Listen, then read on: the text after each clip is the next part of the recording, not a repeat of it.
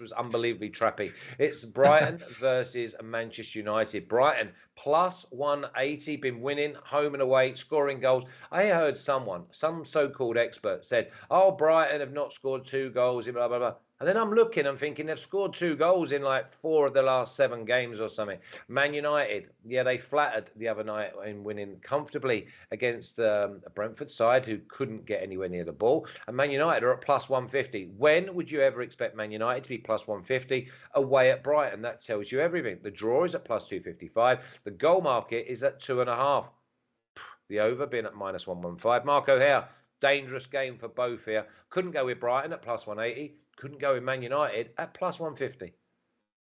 Yeah, agree. I'm surprised we're covering it as well. I thought this was a very easy leave. But yeah, Brighton are finishing with a flourish, 3 wins from 5 into the top half. We know they are motivated to try and finish in the top half, something that would be quite historically significant for them.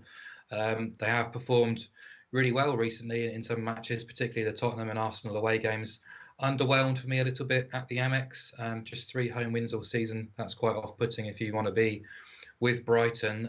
But over the last kind of 8 to 12 game splits, looking at the underlying numbers, the shot data, the expected goals, expected points, and all the top-level statistics, they rank quite significantly higher than Man United as well.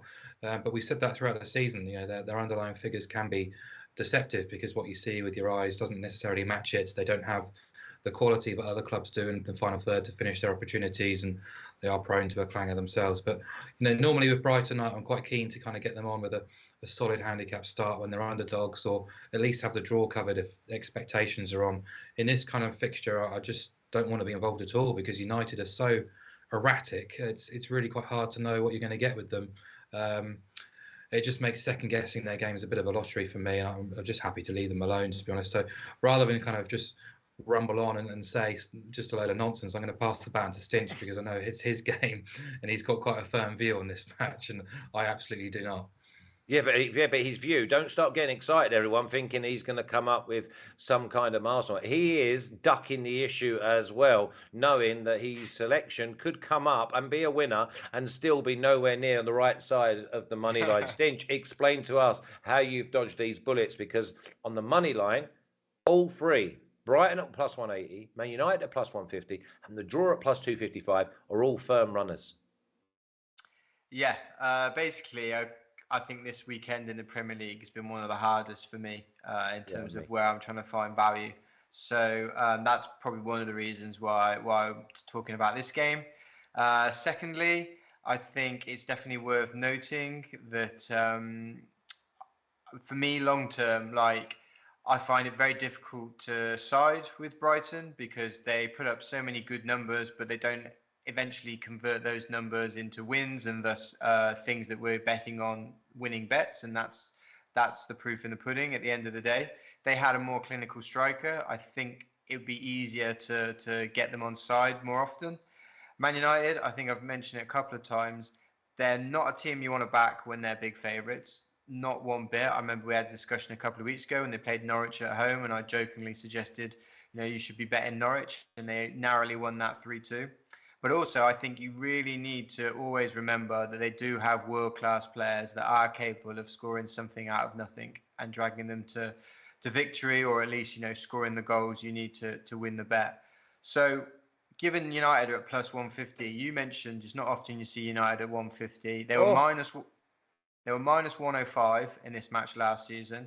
You look at other teams in a similar bracket to United, albeit better teams, but still the gap is very big. Spurs were plus 110 at Brighton, and Chelsea were minus 155. So in my mind, United, I think, should be more in the sort of plus 120, plus 125 bracket.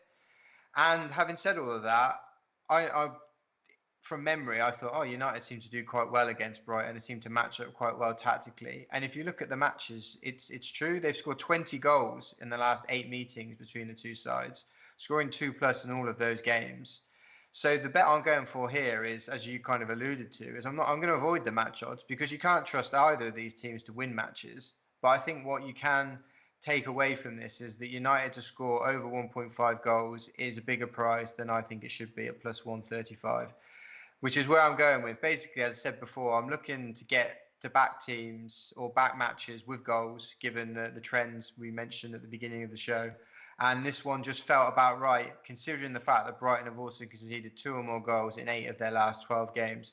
Of course, Man United could absolutely stink the place out. You've always got to remember that. But at the end of the day, it all comes down to price. And I just feel that this price is too big when you consider you've got the likes of Ronaldo, Bruno Fernandes, etc., that are capable of scoring goals out of nothing. Yeah, let me just throw a little spanner in the works here, because I think Brighton are too big as well at plus 180. And the reason is, and this is a lineup check for all of you that are looking and seeing Man United at plus 150 and your eyes getting lit up. Honestly, it's a trap for me, and I can see them scoring 2. I can see it being a 2-2 draw. But if he played McTominay, Matic and Mata, right? So this is a lineup check, because if these 3 play again, which I doubt they're going to play twice in like 5 days, they will get overrun with the energy and movement of this Brighton midfield and wing-backs. Brighton, I'm thinking I've got to add here. Can someone give me a price for both teams to score an over 2.5 goals? Because this is stinking of a 2-1, 2-2 type of game, because Man United beat Brentford the other night 3-0. Brentford should have and could have. I know, like, if my auntie had, but she'd be my uncle, but they should have scored like at least 3 goals from golden opportunities. Brighton have been one of the better sides. I would say they're in probably the top 6 on the form table.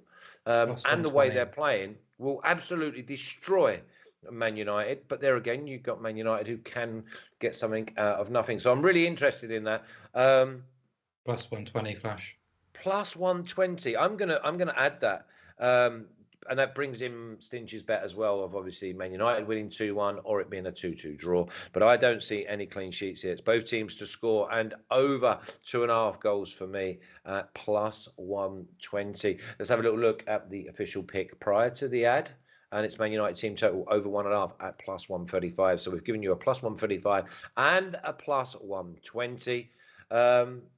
Just on the basis of steering clear of the money line. But Brighton at plus 180. They would be the one if you put a gun to my head.